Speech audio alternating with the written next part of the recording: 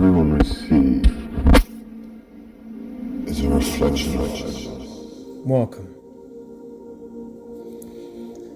Something comes to mind when we talk about the differences between guidance and teaching, or directing, or coaching.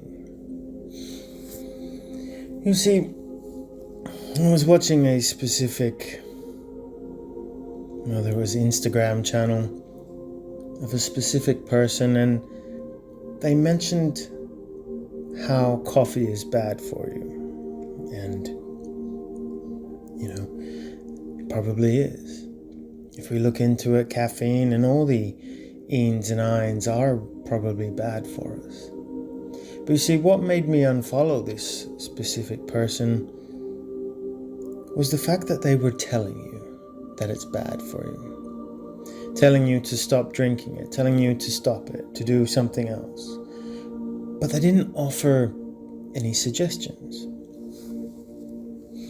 And for me, whenever someone directs you or gives you direction in terms of what you should do without offering explanation or alternatives, then they are getting their source information from somewhere other than feelings and belief and knowing. You see, some people will go online and follow a specific person or account or textbook that they've found, and they'll see it as true. They'll follow that idea, and then they'll inflict that upon you, all for the sake of popularity, likes, and all sorts of things. But we must ask ourselves, where does this information come from? I've talked about this subject before, about how the information that we have has been placed there. We only know the things we know because of the books and the history that we've been taught. And we are not going on feeling or that inner knowing from God. And if you were able to talk to God, would God tell you to tell the masses not to drink coffee? Perhaps not. This sort of information comes from scientists and nutritionists saying that caffeine is bad for the system and it blocks your pineal gland, and it probably does. I'm not saying that it isn't. But here's the thing. When it comes to these sort of matters, you cannot tell someone what to do.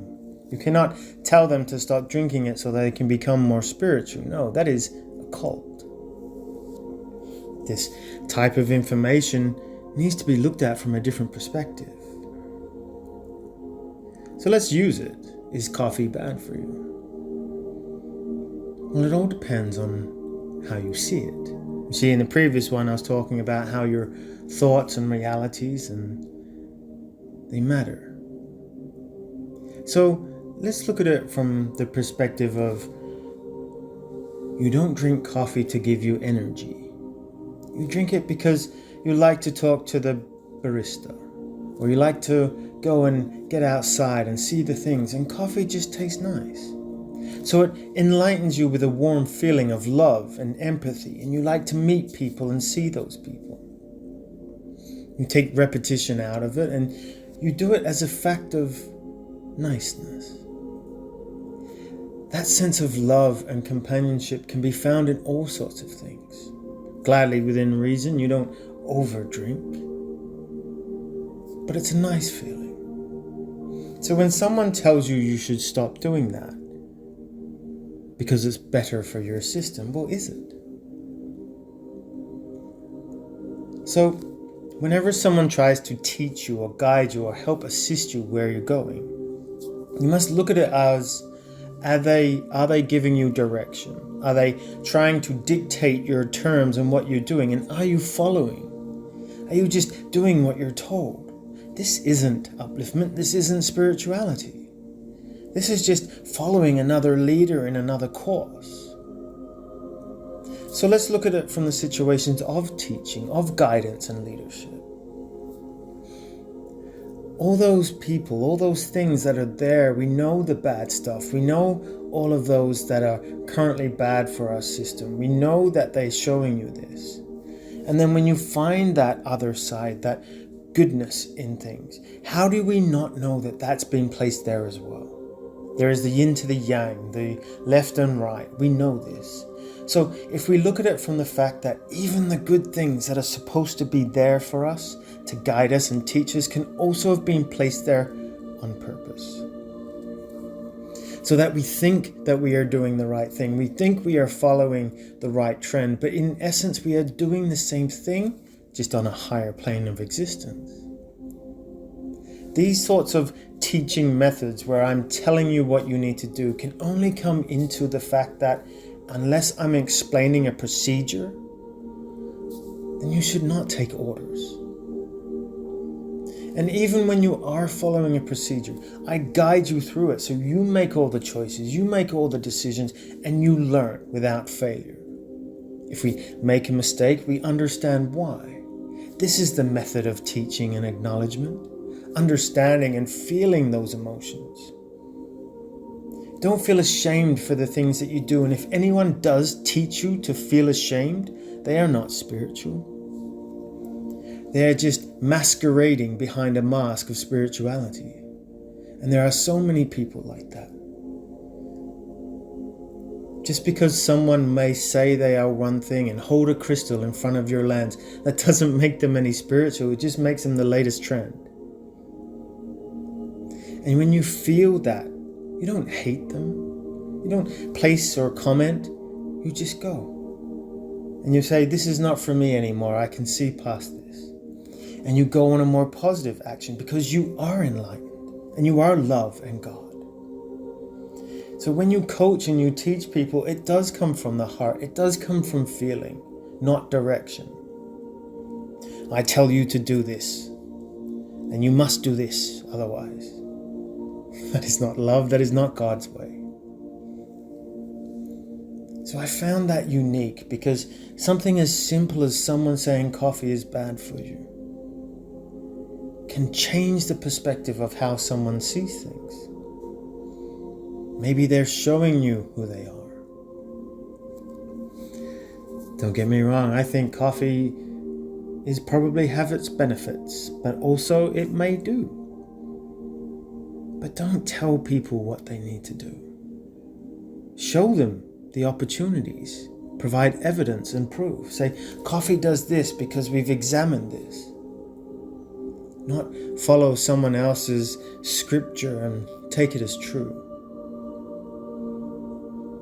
Everything now, if you look at it, is either good or bad for us, but we always look upon the records that state that it is true. It is just another scientist or nutritionist that comes out with the latest doctorate in a magazine, and we all believe it to be true.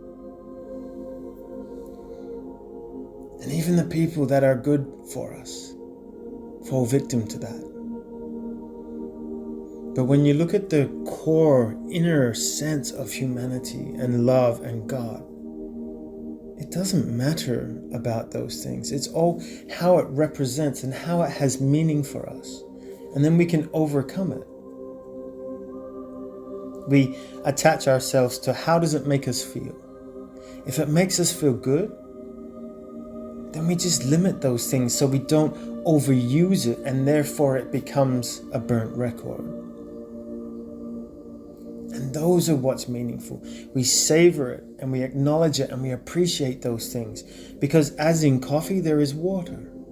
Water is frequency and love. And when we use that, it doesn't matter. It makes us feel good and our body will react.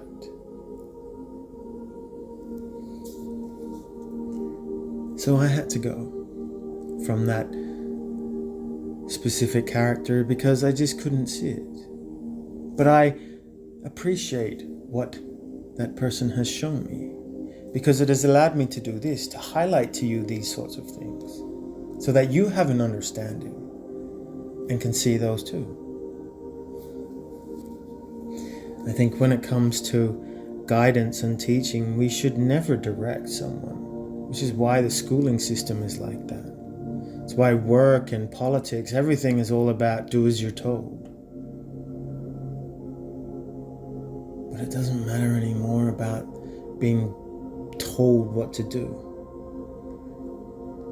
We're assigning ourselves to how we feel and how it makes us feel, so that we can take new directions in understanding.